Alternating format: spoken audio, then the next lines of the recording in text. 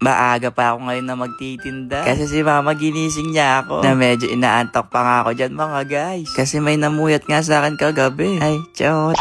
Kapag ganito namamalayin kasi mama, nanggigising talaga yan. Kasi ayaw niyang isara yung tindahan niya. Nanamis ko nga magtinda ng gantong oras. Nasa tuwing nasa bahay kasi ako mga guys, tuwing gabi na lang ako nakakapagtinda. Chot, totoo ba yung nagtitinda? Oo mga guys, totoo naman yun. Pero alam nyo itong tindahan ni mama. Eto yung masasabi kong lucky charm ko. Kasi dito nga ako nagsimula. Dito ako naging content creator dahil sa tindahan. Ngayon ba dito na rin nag-aalmusal, nangungupit. Ay ano nangungupit? Basta kung nasubaybayan nyo nga yung buhay ko. Dito talaga ako nagsimula. Na habang kumakain nga ako dyan, may ali na nagtitinda ng isda. Tinawag niya ako dyan, bilhin ko na daw tong tinda niya para makauwi na. Kaya sabi ko sa kanya, sige po uwi na kayo. Sa akin na lang tong bangus.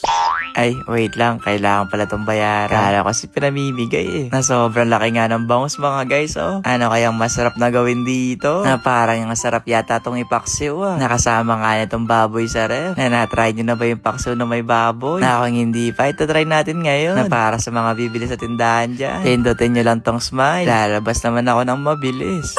Basta magluluto lang ako dito. Na fast forward mga guys. Ayan, nahiwa ko na kayo mga kailangan lutuin. Na kompleto naman yung mga sangkap dito pang paksiw mga guys. Na konti lang din kasi yung mga sangkap sa pang paksiw. Kaya kung magustuhan mo nga ngayon to, pwede mo siyang lutuin. Na actually mga guys, first time ko magluluto ng paksiw na may kasamang baboy. Na napanood ko lang din kasi to. Kaya di ako sigurado kung masarap ba. Pero kung masarap naman mga guys, sasabihin ko naman dito sa vlog.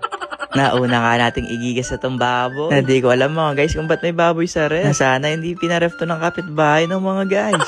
Na minsan kasi may mga pagkain sa ref, hindi naman sa amin. Pinaref lang pala ng kapitbahay. Na inuna ko palang prituin dyan yung baboy mga guys para mas mapalambot. Bago ko nga ilagay itong sibuyas tsaka luya. Na pag kasi inuna to mga guys baka masunog. Mukha pa naman matigas tong baboy. Na naglagay lang ako dyan ng asin, pamintan, duwog-duwog. Na mabilis lang din pala tong lutuin. Na sa mga lutong bahay nga mga guys. Isa yung paksiw sa masasabi ko mabilis lang din lutuin. Na yung matagal nga lang dito yung hanapin mo yung bangus. Buti na lang mga guys di ko hinanap no. Sana siya lumapit sa akin sa tindahan.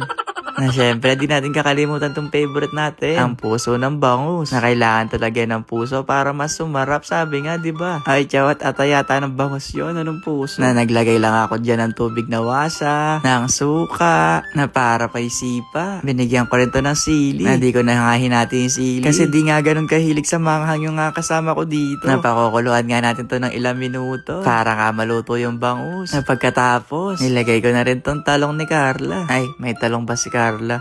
Taong yun, ciao. Ayun mga guys, ganoon lang kabilis lutuin yung paksiw. Napakukulan mo lang to ng ilang minuto. At eto nga, luto na nga yung pork bangus paksiw. Ay, tama ba yung pangalan? Basta yun na yun mga guys.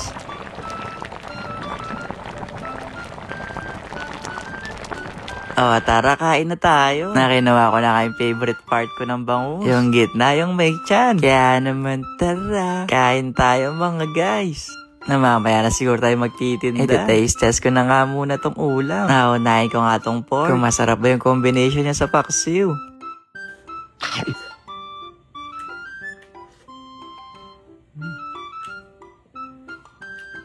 Okay din siya mga guys, masarap din. Lalo kapag may kasama ng kanin. Pero syempre, mas masarap pa rin yung bangus. Na favorite ko rin kasi talaga yung taba ng bangus mga guys. Kaya kapag ganyan yung ulam, paparami talaga ako ng kain. Ang asim naman nun mga guys. Kaya kung nagustuhan ito niluto ko ngayon, try nyo na din.